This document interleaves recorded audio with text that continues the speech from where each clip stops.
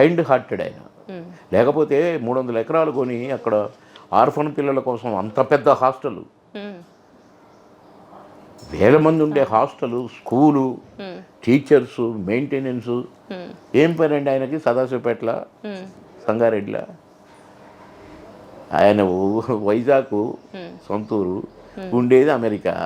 సొంత విమానాలు, సొంత హెలికాప్టర్లు, కోట్లకు అధిపతి అయినటువంటి తనను ఇప్పుడు వేసుకోవడానికి కోట్లు కూడా లేవు, తనకి కనీసం కోటే లేదన్నట్టుగా మాట్లాడుతున్నారు ప్రజలు. పిచ్చోళ్ళు ఎన్ని వేల కోట్లు ఇండియాకి వచ్చినాయో ఏం తెలుసు ఆ పిచ్చోళ్ళకి?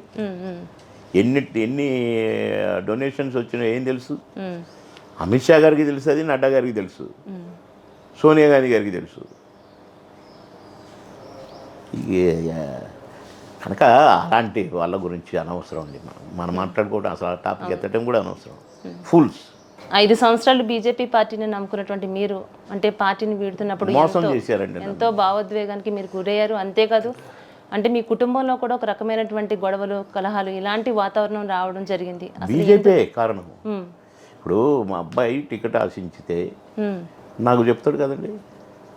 ఎందుకు చెప్పారు? వాళ్ళే నీకే ఇవ్వాలనుకుంటున్నాం టికెటు, మీ నాన్నకి ఎందుకు లేవా, మీ నాన్న ఎంపీకి పోతాడు అని వాడిని ఎంకరేజ్ చేశారండి. అదే నాకు మీ అబ్బాయికి ఇద్దాం అనుకుంటున్నాం అంటే వెల్కమ్ అంట. కానీ నాకు తెలియలేదు ఫస్ట్. నాకు తెలిసిన తర్వాత వెంటనే ప్రెస్ మీట్ పెట్టి, మీరు చూడండి, నేను ప్రెస్ మీట్, నాకు టికెట్ వద్దు, నేను ఎమ్మెల్యేకి పోటీ చేయను, ఎవరికైనా ఇచ్చుకోండి, ఇంత క్లియర్గా నా ఎల్లయ్యకి ఇచ్చుకుంటారా, మల్లయ్యకి, పుల్లయ్యకి ఇచ్చుకుంటారా, మా అబ్బాయికి ఇచ్చుకోండి, నాకు మాత్రం అని చెప్పిన. అంటే నాకు చిన్న క్లారిటీగా చెప్పేసి, నాకు స్పెల్ వచ్చే చెప్పేసిన. మళ్ళా 3వ లిస్టులో నన్ను ఇచ్చిన పోటీ చేయాల్సిందే. అరే మీరు వేరేగా ఏదో అనుకున్నారు, నాకు వద్దని చెప్పిన. మీరు ఎవరికి ఇచ్చుకోండి, కానీ నేను చేయను. లేదు నేను ఎంపీగానే పోతా. 6 నెలలు ఉంది కదా సార్ కిషన్ రెడ్డి, అప్పుడు అది చూద్దాం, అది నీకే అనుకో, అప్పుడు పోటీ చేద్దు, ఇప్పుడైతే నువ్వు చేయాల్సిందే అని పెట్టారండి. అసలు ఆ పార్టీని వేయడానికి గల కారణం ఎవరై ఉంటారంటారు? కిషన్ రెడ్డి, లక్ష్మణు, ఆడు ప్రేమేందర్ రెడ్డి అని, ఇంకొకటి రెడ్డి అని, ఆ రెడ్డి అని, వీళ్ళే. నేను పోవాలని చూశానండి. నేను అంటే మీరు అన్నారు కనుక ఇది క్లుప్తంగా చెప్తాను, 2-3 మినిట్స్లో చెప్తా. పోటీ చేయాల్సింది అన్నారు కదండి, సరే అని నామినేషన్ చేయడానికి పోయినా. నా మనుషులు మొత్తం కాంగ్రెస్లోకి, టీఆర్ఎస్లోకి వెళ్ళిపోయారండి. నా కుడుబుజాలు, ఎందుకంటే 2 లిస్టుల్లో నా పేరు రాలేదు కదండి. ఫస్ట్ లిస్ట్లో రాలేదు. అరే బాబు మోహన్ గారు రాలేదు, ఇప్పుడు ఏం చేద్దాం? అసలు నెంబర్ 1 పొజిషన్లో ఉన్నటువంటి బాబు మోహన్ గారు, ఏ రంగంలో చూసుకున్నా, ఎలా చూసుకున్నా నెంబర్ 1 పొజిషన్లో ఉన్నటువంటి బాబు మోహన్ గారిని డిగ్రేడ్ పర్సన్ లాగా వాళ్ళు ఇట్లా అవమానిస్తున్నప్పుడు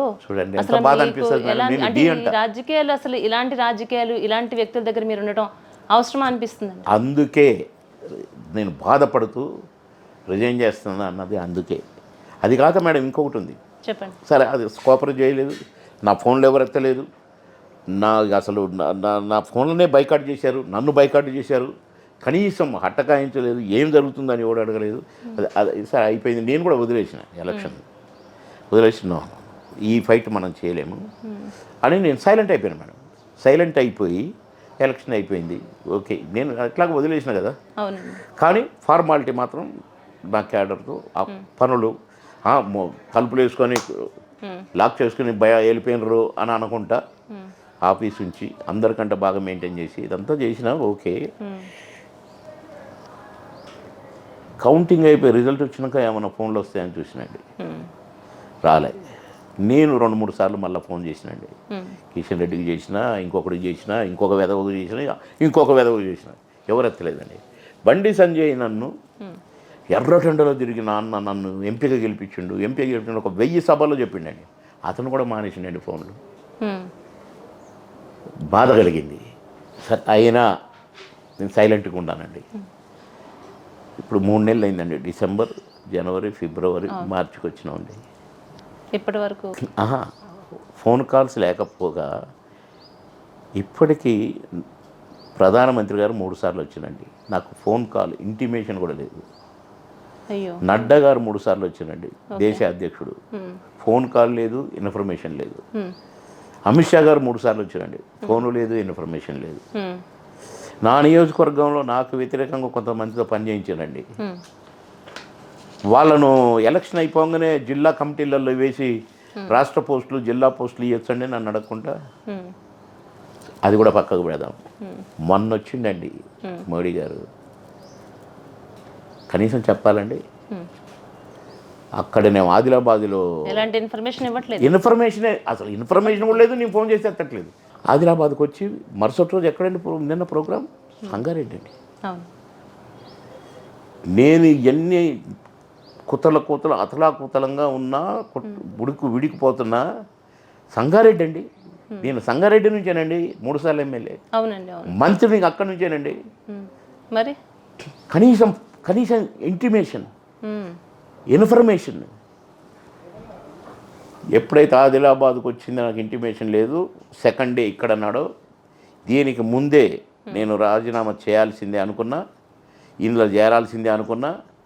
అప్పుడు వచ్చినప్పుడేమో రిజైన్ చేసిన, ఇప్పుడు వచ్చినప్పుడేమో ఆ పార్టీలో చేరిన.